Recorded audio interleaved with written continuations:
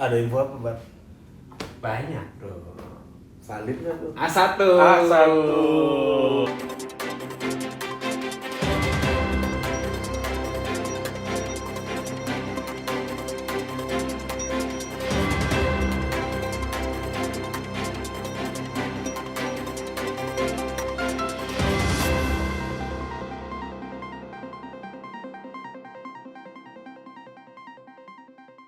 Udah lama gua nggak berduet lagi dengan lu, Bro. Udah lama juga lu gak mampir di A1 lu.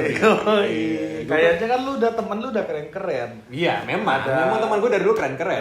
Siapa? Aira, Aira. alumnus Glasgow University. Ada Ada ini. Tatang kan panggilnya rumah Tatang kan? Oh, Tatang. Iya, Tatang panggilnya rumah. Tatang apa? Tatang apa Titang? Titang. Titang. Ya, Titang.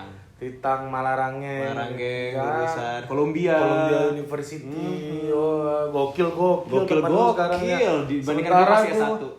Iya, yang satu aja udah bersyukur melebihi target gua lulus S1, Bro. Ih, makanya. Tapi apa namanya, lu juga lebih banyak lagi lu mainannya sekarang. Sama ini Yuliandri Darwis, PhD waktu itu mantan ketua KPI. KPI. KPI ya, KPI.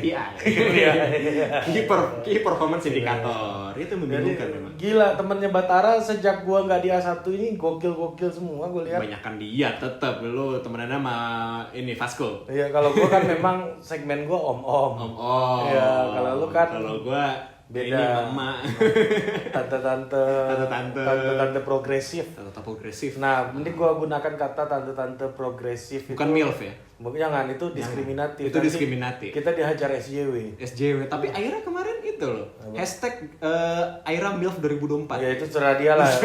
Kalau dia ngomongin dirinya sendiri nggak apa-apa. Nggak bro. apa-apa. Itu pun masih ada orang yang tersinggung. Masih ada? Masih. Ada SJW. body shaming gitu kan. Body shaming diri Iya. sendiri. SJW lu tahu nggak SJW? Social Justice Warrior. Iya, lu tahu kan karakteristiknya apa? Betul sekali, tahu banget. Definisi SJW tahu nggak lo? Gampang tersinggung.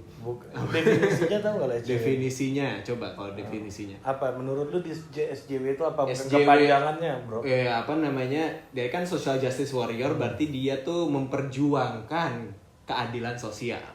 Oke. Kalau definisi yang seharusnya. Itu bukan definisi. Itu terjemahan.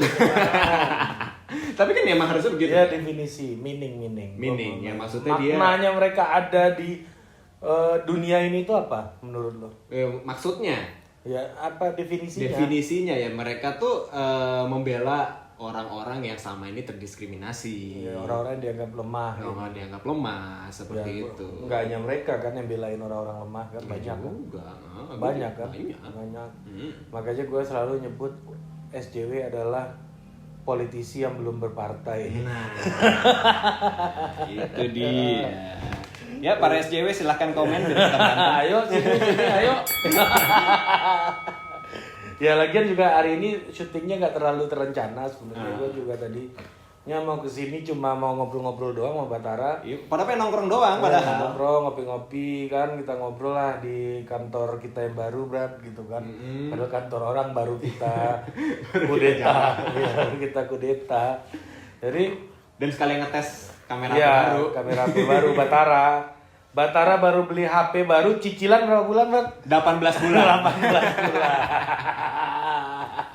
Mahal boleh, tapi cicilannya ringan tetap. Gue nggak pernah gue nyicil handphone, bro. Kenapa? Serius? Satu-satunya barang yang gue cicil tuh cuma mobil. Oh, serius? Ya rumah beli cash. Beli cash semuanya, beli cash tuh peralatan kantor juga semuanya beli cash. Beli cash. Oke. Jadi Gua HP nggak- juga belum pernah nyicil. Ya gue nggak mau, gue punya hubungan baik sama orang yang minjemin duit itu. Jadi gak punya kredit card juga. Iya, nggak punya gue. Nggak punya sih kredit card. Ada, tapi nggak di gue megang. Oh, dipegang istri. Iya, dipegang istri. Kalau kita ini kan bukannya apa-apa, bro. Gue itu kalau megang duit atau megang sesuatu yang bisa, ya megang duit lah intinya ya, duit atau alat tukar lainnya kayak Alat tukar kredit lainnya. card dan lain-lain itu bahaya, bro. Kenapa bahaya? Gue itu gue adalah konsumen yang diidamkan oleh semua negara di dunia ini, bro. Kenapa diidamkan?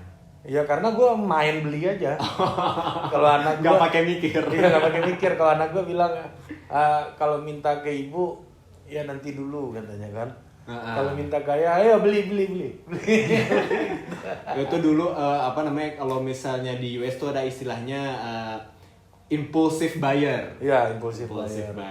Mana Jadi- kayak menarik dikit beli. Itu bahwa negara membutuhkan orang-orang boros bro. Ya kebiar Termasuk berputar. termasuk Indonesia karena pertumbuhan ekonomi kita itu paling gede dari konsumsi. Mm-mm. Nah hari ini kenapa kita jadi resesi? Kok jadi bahas resesi? Padahal nggak ada tema ini, tapi ya udah. Oke, sebentar. Kita coba. Ini sebelum kita berubah jadi total ekonomi. Enggak, ini masih di total politik masih bahas resesi. Lu Betul. kelihatan nggak pernah nonton lu Emang nggak pernah gue. Tapi intinya kenapa kita jadi resesi? Karena kita backbone pertumbuhan ekonominya adalah konsumsi. Dalam kondisi kayak gini konsumsi itu jauh menurun. Ya apa namanya orang jadi susah beli apa-apa. Orang Bukan juga susah nggak ngeluarin duit. nggak ngeluarin Mungkin duit. ada, bro. Jadi duit nggak berputar. Iya, duit disimpan. Nah itu gue kadang-kadang agak nggak setuju juga pemerintah nyuruh berhemat, menabung. Ya orang yang mampu habisin aja duitnya. Betul. Biar ekonomi kita muter lagi. Ya kalau misalnya kayak apa namanya pedagang-pedagang mau nabung gimana kalau nggak ada yang beli ya kan? Iya makanya. Lu mau produksi sebanyak apapun kalau nggak ada yang beli gimana? Percuma. Mau nabung gimana nggak duit pemasukan nggak ada ya kan? Iya makanya kalau kata gua orang yang masih bisa belanja, belanjakanlah uang Anda semuanya. Belanjakanlah. Boroslah di shopping online tuh hajar semua. Beli apa aja yang nggak penting misalnya gantungan kunci BTS tuh kalian koleksi semua ya. Iya. BTS apa tower ya Nggak behind the scene. Oke. BTS Army ya sorry. Oke, ada info apa, Bro? Nah, ngomong-ngomong kan ini ada yang kemarin kan 30 September ya. Oh iya. Gempa Padang ya. Gempa Padang. Kita bukan bahas itu. Ya, gempa Padang. Tapi ada hubungannya, Bro. Ada hubungannya? Gimana? hubungannya. Ada hubungannya coba aja gitu. Jadi kemarin SMRC merilis hasil surveinya yang memperlihatkan bahwa ada sekitar 14% warga respondennya gitu ya. 14%. 14% itu mempercayai isu kebangkitan PKI, Bro. Dan mayoritas orang PKI bangkit? bangkit. Di mana?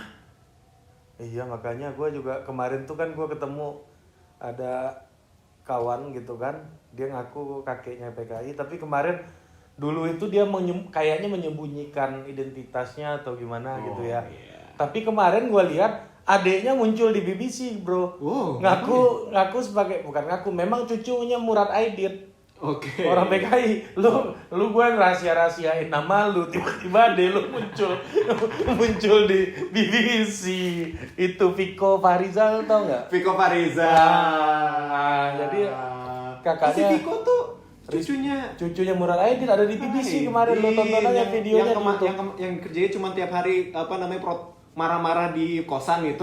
Assalamualaikum, yang itu loh. Vico. Iya, yang kayak Adenya Rispo dia itu, Rispo. Adenya Rispo. Rizky siapa Rispo tuh.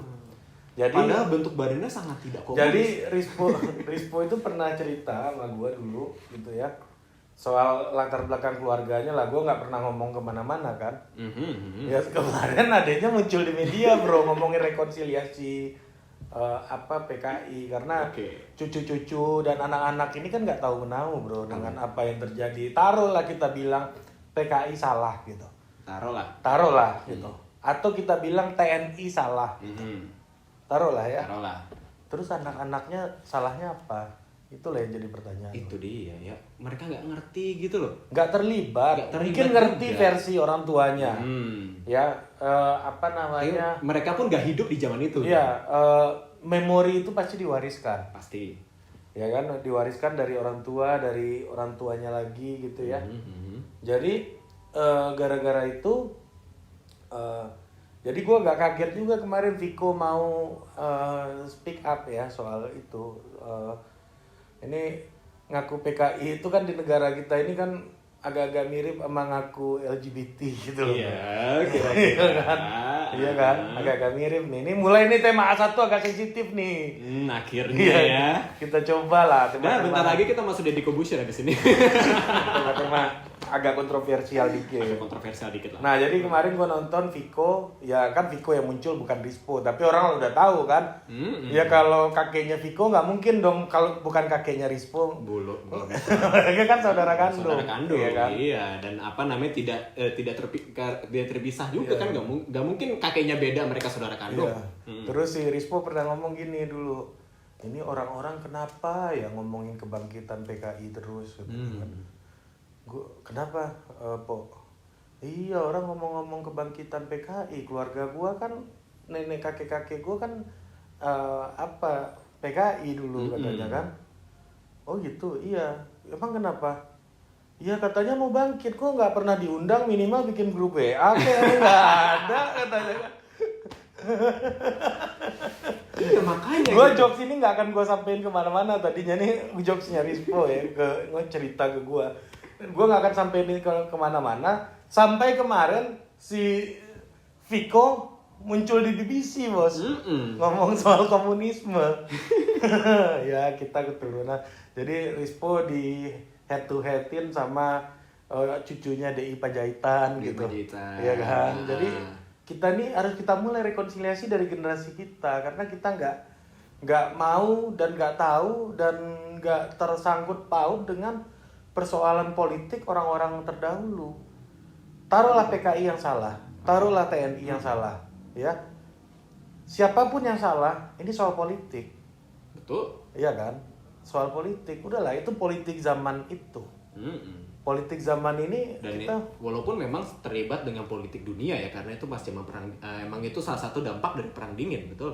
Iya, ya kan? Tahun-tahunnya mirip-mirip tahun-tahunnya lah, ya kan? Ya, tapi yang ingin gua tekankan di sini adalah ada 14% orang yang setuju bahwa benar isu kebangkitan PKI itu ada. Iya, tapi dan mayoritas itu orang Minang dan Betawi menurut surveinya SMRC ya. Lu gimana dah saudara-saudara lo, Ri? Woi. Tahu dari mana? Maksudnya, nanti grup-grup WA, di grup-grup WA kayak keluarga-keluarga Minang lo ada nggak tuh? Iya. Bahas-bahas kayak gitu. Kayaknya ada di grup-grup WA. Ya, gua nggak tahu lah kenapa orang Minang bisa. Ya gue sebagai orang Minang juga ya. Gue besar di Bukit Tinggi sampai SMA. Ya, bukannya gue mau ngomong bahwa kebangkitan PKI itu ada atau tidak, itu lepas dari itu, tapi mayoritas orang Minang itu dari yang setuju dengan isu itu, mayoritas orang Minang lah yang percaya bahwa PKI itu akan bangkit. Gue sih ngelihat soal ini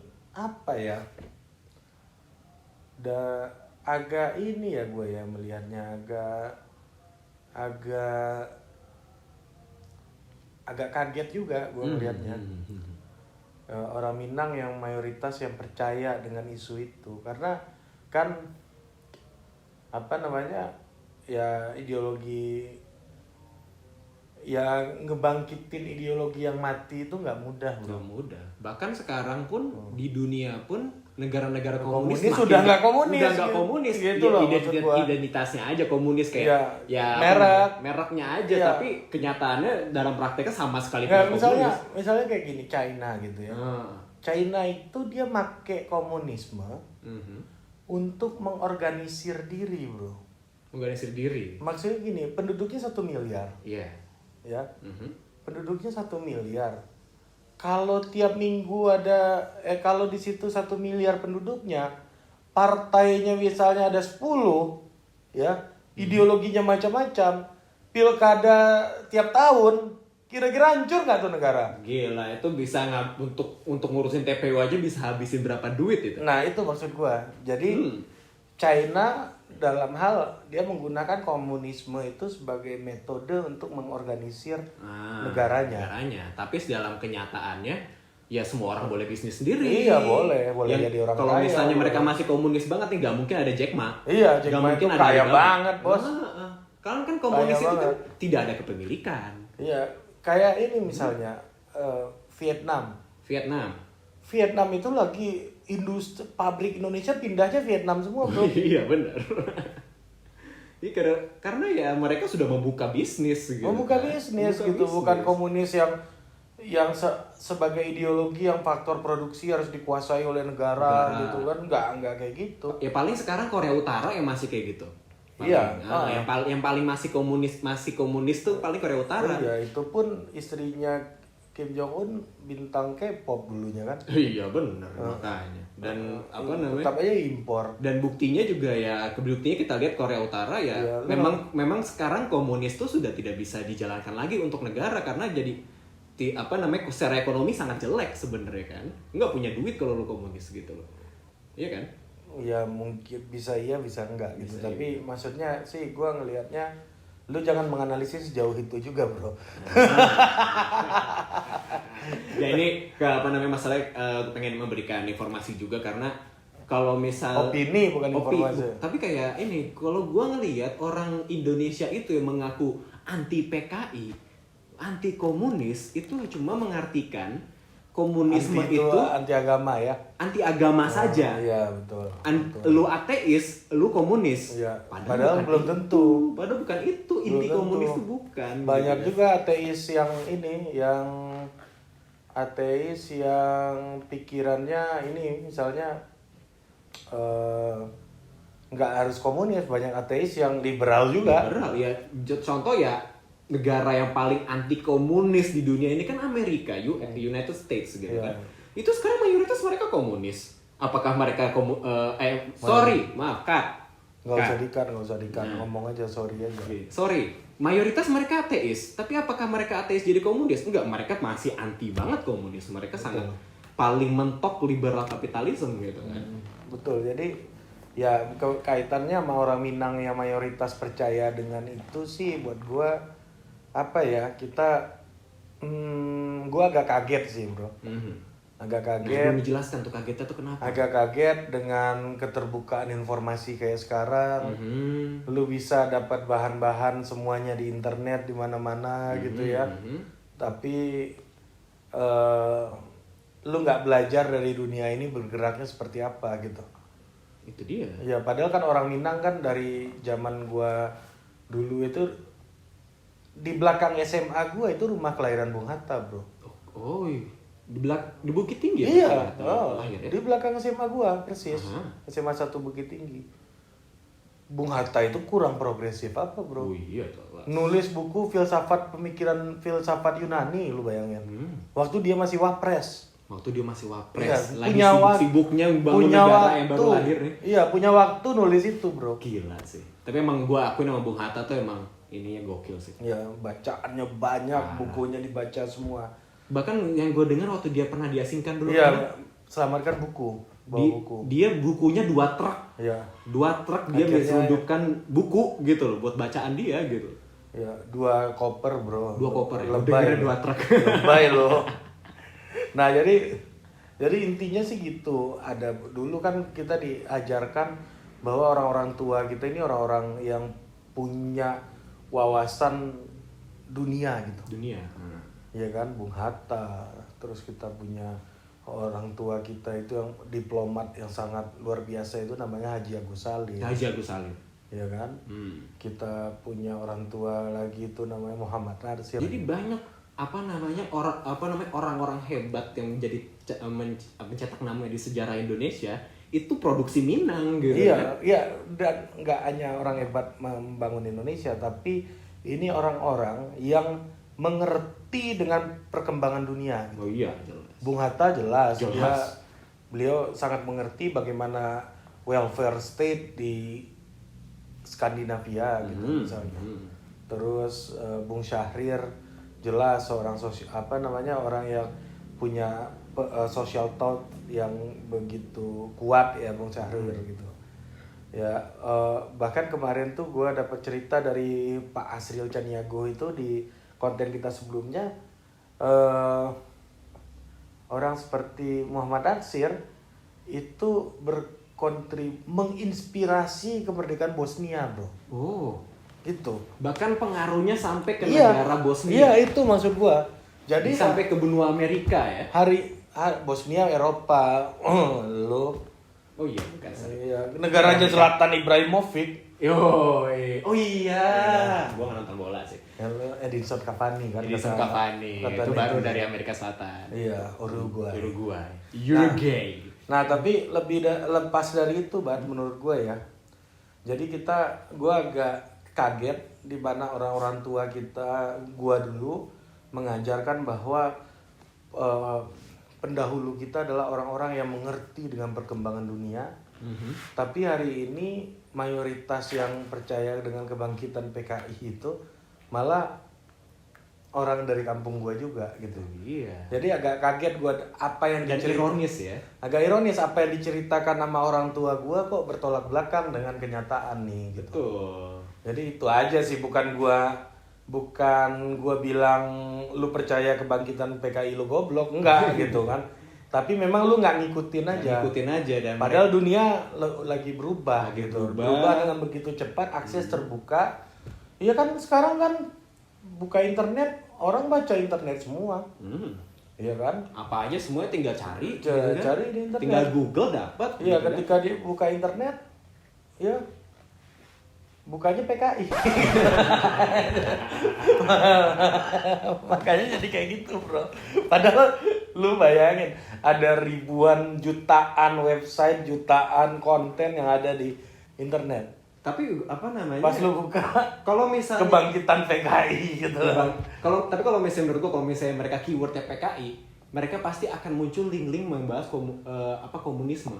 Dan kalau misalnya membahas komunisme, mereka pasti akan lebih paham komunisme itu apa.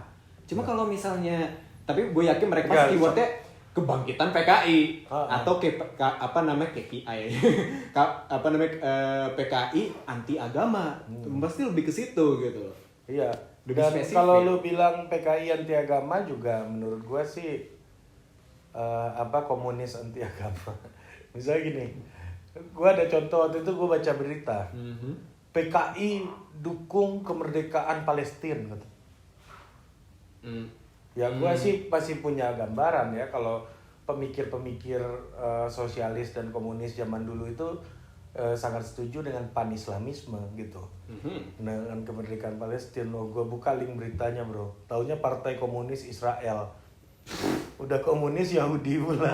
Ini kalau masuk Indonesia langsung dijagal.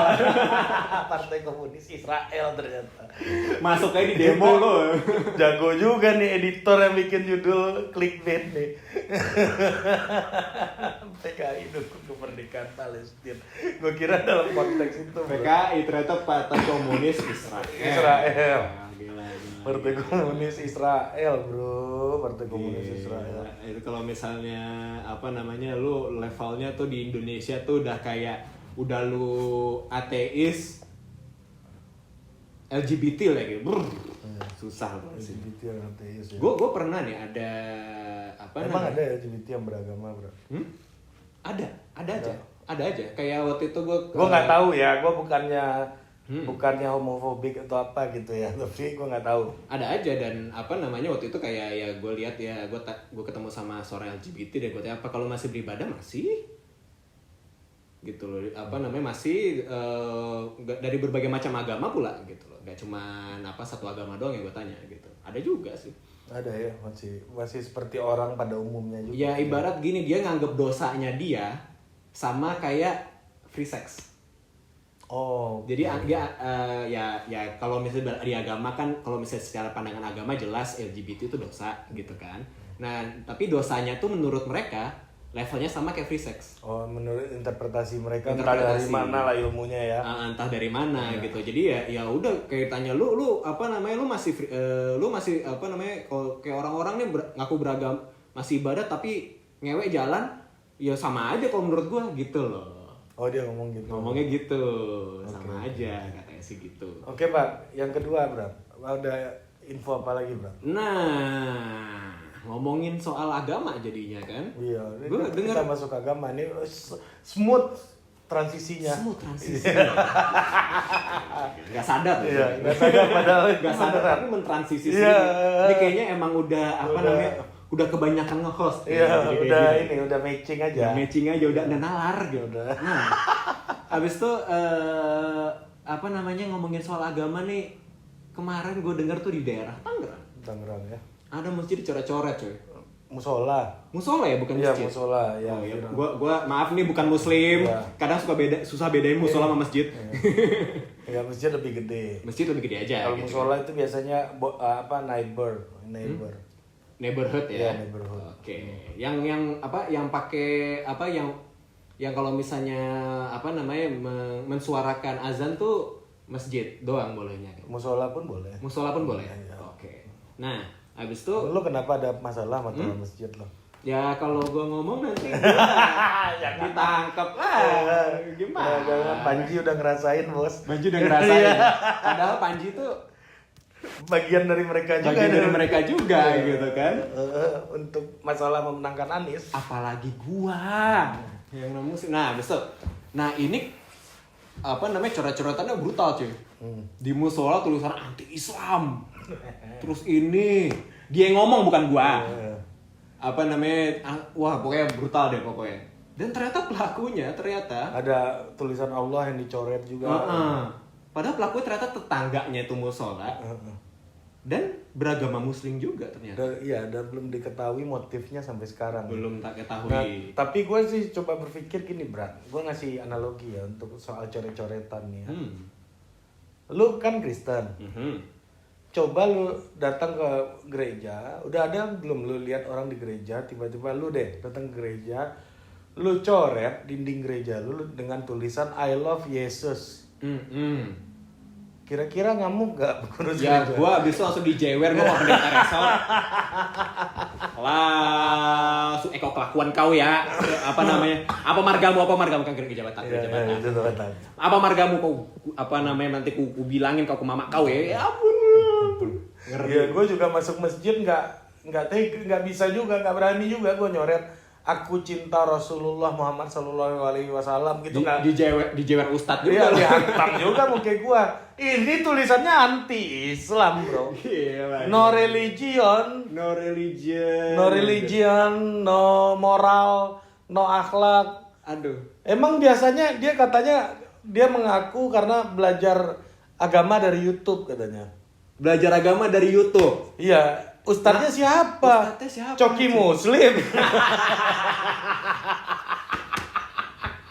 Tapi serius. Jangan-jangan. Enggak. Gua sih ya, bro ya. Gua pertama kali lihat tuh orang, nih gua kalau mau jujur ya, di kepala gua itu langsung muncul, nih jangan-jangan nih anak kebanyakan nonton Coki Muslim. Iya, kayaknya apalagi dia bilang belajarnya di YouTube. Iya. Nonton apa gitu loh selain itu gitu kan. Tapi ya gini juga sih, bro, apa namanya, ya ini dua hal yang berbeda ya, merusak dengan kebebasan berekspresi. Kalau Coki sama Muslim itu kebebasan berekspresi. Berbebas berekspresi. Iya, mereka punya pikiran, punya keresahan, punya gagasan gitu ya. Kalau ya udah mereka sampai ini ngerusak. Ini kegoblokan ekspresi. Iya, kalau dia nyoretnya di baju sendiri juga nggak apa-apa. Iya, bro. tapi tunggu lulusan lah. Iya, lulusan atau dia tato di badan gitu kan. Kalau tato. Iya kan? Ya bisa. Atau lu bikin album, bikin musik, terus albumnya lu bikin lambang agama lu dicoret ya terserah. Tapi kan ini rumah ibadah orang. Itu merusak. Gitu kan. Lu bedain freedom dengan ngerusak. Vandal. Iya, gitu. vandal. Ya kebebasan kebebasan jangan ganggu orang Ya, gitu. kebebasan kan. lu tuh batasnya adalah kebebasan orang lain. Ya kalau misalnya gue bilang kebebasan gue bebas ekspresi, gue ngerampok rumah orang, gue bilang itu kebebasan ekspresi kan nggak juga gitu kan. Iya, ini yang Lex kan kok kayak yang Lex. Yang Lex Tapi yang Lex itu ya tato tangannya gambar Ahok loh, bro. Wow. Lu cek deh tato tangannya. Muat di tangannya. Iya, Ahok kan gede banget badannya iya. soalnya. Muat di tangannya. Jangan body shaming. Oh iya. Maksudnya Lu tapi ingat serius. SJW nggak? SJW deh. Tapi serius Ahok tuh maksudnya besar tuh tinggi. Lebih tinggi daripada gua. Tinggi banget dia. Segini nih. Makanya nggak muat harusnya di tangan. Tinggi, maksudnya tinggi. Ya kalau sebadan-badan Ahok sama Putri ya nggak masuk itu, bro. Putri apa? Siapa nama istrinya? Istrinya. Yang baru? Kok gue lupa itu Puput, dia benar. Puput, ya Benar, Puput. Kan kita pernah bahas. Kita pernah bahas apa namanya Veronica Lopez. Iya, benar. Tapi ya intinya sih gitu, Bro. Gue ngelihat lu dengan cara yang salah aja, lu menyampaikan pesan yang baik aja tapi caranya salah, jadi masalah, bro. Iya benar. Ya misalnya gue masuk masjid, gue ya kayak gue omong tadi, I love Allah gitu, pakai kayak piloks, kayak gue masuk gereja, aku cinta Yesus selamanya, pakai gitu. piloks. Tetap aja gue dijewer Iya, gitu, makanya rusak gitu. Rusak. Bahkan waktu itu kayak pernah ada di gereja di Eropa, apa namanya, ada lukisan yang sudah bagus tapi sudah tua, udah ngelopek, dibenerin sendiri, mana nenek-nenek jadi jelek, dipermasalahin juga, padahal maksudnya kan baik gitu kan. Iya, maksudnya baik. Tapi hitungannya jadi vandal gitu. Iya, jadi lu makanya sih kalau kata gua apa ya, hari ini tuh kita berada di era yang sudah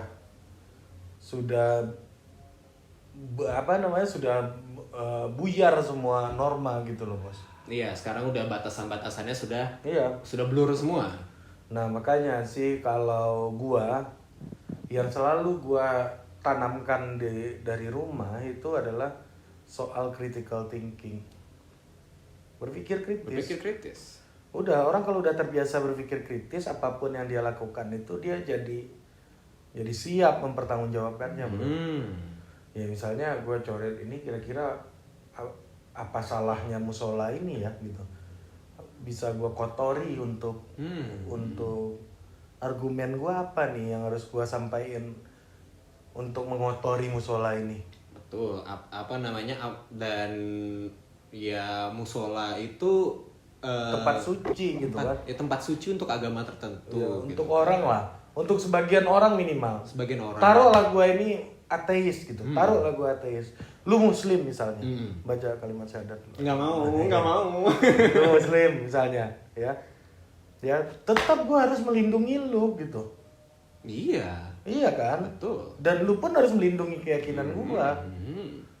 Ya, bagi lu kalau lu muslim, ya, musola itu tempat suci buat lu. Itu dia. Dan itu yang menurut gue ini sih harus apa ya? Harus diberikan hukuman yang berat dan diberikan edukasi sih lebih tepatnya. Jadi bagaimana mengedukasi ini biar orang paham juga. Ini masalah ini terjadi, bro, karena kita itu tidak punya kesadaran sebagai warga. Kenapa begitu? Warga itu adalah soal hak dan kewajiban. Betul. Hak lu apa? Hak lu menjalani keyakinan lu, memikirkan keyakinan lu. Kewajiban lu apa? Kewajiban lu adalah menjaga agar orang lain tidak terenggut haknya oleh lu. Kan gitu. Dan dan tidak merusak menjadi hak orang lain. Ya, kalau ini kan hitungannya ya dia merusak hak orang lain gitu. Iya. Lu anti boleh, goblok jangan. Makanya kalau ya paling banter ya komen di medsos di lah. Medsos lah, tempatnya nyampah lah pada tempatnya. Nyampah lah pada tempatnya gitu kan, medsos ada tempat sampah. Iya. Begitu, bro. Ya udah ya. Mungkin itu aja dari kami sekarang A1. Kalau lu sama gue tuh bisa cepet loh, ini 30 menitan loh. Bisa lebih padat gitu. Kalau sama orang lain lu ngalor ngidul gitu gue lihat. Ya kok sama cewek cakep kan ya biasa. Itu kan buying time. Gue panjang-panjangin. Oke, Bran. Oke, guys. Ada info apa, Bran? Ya ada info apa? Ntar gue pesan-pesan terakhir dulu. Pesan-pesan terakhir dulu. Pokoknya tetap menjaga hak-hak orang lain. Orang beribadah pengen nyaman, jangan lu rusak. Apapun agamanya, apapun tempat ibadahnya, tetap jaga protokol kesehatan, selalu pakai masker dan rajin cuci tangan. Dan gimana, bro? Gunakan kondom. Nah itu. Produced by Total Politik and powered by haluan.co.